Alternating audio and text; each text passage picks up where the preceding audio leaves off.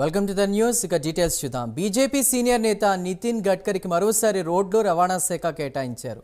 మోదీ 2.0లో విదేశీ వ్యవహారాల బాధ్యతలను చేపట్టిన జైశంకర్కు మళ్లీ అదే శాఖ బాధ్యతలను అప్పగించారు.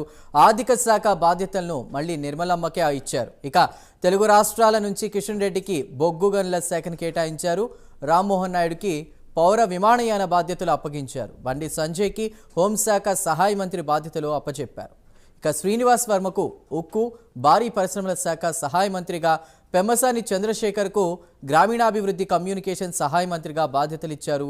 వీరితో పాటు రాజ్నాథ్ సింగ్ రక్షణ శాఖ, అమిత్ షా హోంమంత్రిత్వ శాఖ, నితిన్ గడ్కరీ రోడ్లు రహదారులు, జగత్ ప్రకాష్ నడ్డా ఆరోగ్య శాఖ, శివరాజ్ సింగ్ చౌహాన్ వ్యవసాయం రైతు సంక్షేమ శాఖల బాధ్యతలు అప్పగించారు.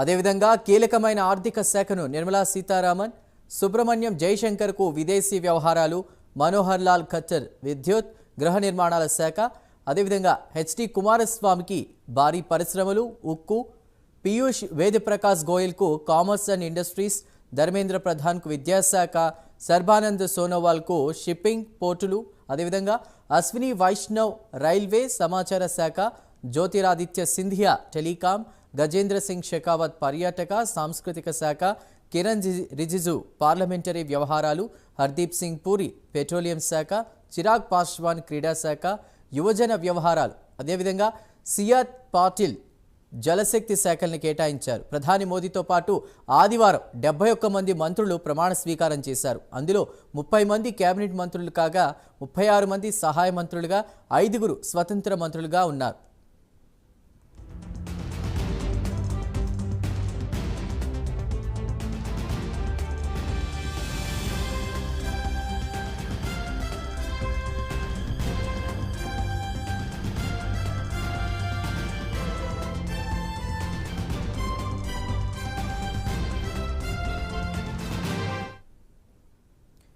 ఇక ప్రధాని మోదీ మూడోసారి ప్రధానిగా ప్రమాణ స్వీకారం చేసిన తర్వాత కేంద్రంలో ఉన్నటువంటి మంత్రులకు, కేంద్ర మంత్రులకు వివిధ రకాల శాఖల్ని కేటాయించారు. ఇటు 2 తెలుగు రాష్ట్రాలకు సంబంధించినటువంటి మంత్రులు కూడా ఉన్నారు. ఎవరెవరికి ఏ శాఖలు కేటాయించారో వివరాలు అందించడానికి మా ఏపీ బ్యూరో చీఫ్ రాజు సిద్ధంగా ఉన్నారు. రాజు,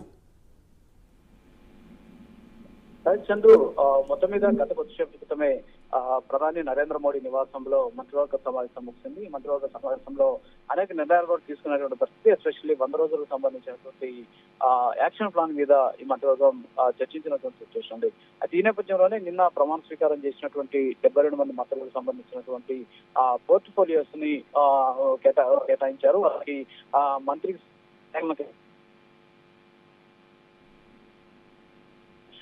2 తెలుగు రాష్ట్రాలకు సంబంధించినటువంటి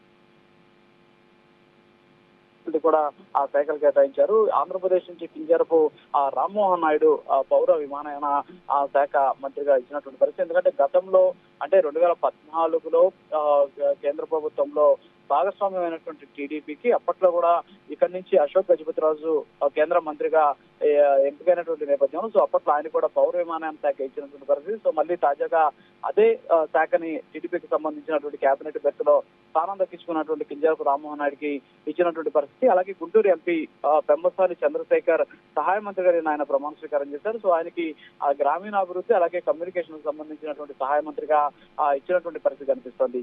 ఇక తెలంగాణ విషయానికి వస్తే కిషన్ రెడ్డికి బొగ్గు గనుల శాఖ, అలాగే బండి సంజయ్ కి హోంశాఖ సహాయ మంత్రిగా కూడా అవకాశం కల్పించారు. మరోపక్క ఆంధ్రప్రదేశ్ కి చెందినటువంటి బీజేపీ ఎంపీ భూపతిరాజు శ్రీనివాస వర్మ ప్రస్తుతానికి ఏదైతే ఈ ఆహార భద్రతకు సంబంధించినటువంటి మంత్రిత్వ శాఖ సహాయ మంత్రి గారికి అవకాశం ఇచ్చారు. అయితే ఇక ప్రధాన శాఖలన్నీ కూడా ముఖ్యంగా బీజేపీ తన వద్ద పెట్టుకున్నటువంటి పరిస్థితి. ఎందుకంటే ప్రస్తుతానికి ప్రధానమంత్రి నరేంద్ర మోడీ ముఖ్యంగా తనకు సంబంధించి అనేక అంటే ఇప్పటి వరకు ఇతర మంత్రులకు కేటాయించినటువంటి శాఖను ఆయన దగ్గర పెట్టుకున్నటువంటి పరిస్థితి. సో అమిత్ షాకి హోంశాఖ, అలాగే రాజ్నాథ్ సింగ్ కి రక్షణ శాఖతో పాటు జైశంకర్ కి విదేశాంగ శాఖ, నిర్మలా సీతారామన్ కి ఆర్థిక శాఖ, నితిన్ గడ్కరీకి రోడ్లు రవాణా శాఖకు సంబంధించినటువంటి పోర్ట్ఫోలియోస్ కూడా ఇచ్చినటువంటి పరిస్థితి కనిపిస్తుంది. సో బీజేపీకి సంబంధించి జాతీయ అధ్యక్షుడిగా రాజీనామా చేసినటువంటి జేపీ నడ్డాకి కేంద్ర వైద్య శాఖ మంత్రిగానికి అవకాశం కూడా కల్పించినటువంటి పరిస్థితి. సో మొత్తానికైతే మొత్తం 72 మంది మంత్రులకు సంబంధించి అంటే ఇందాక మీరు చెప్పినట్టు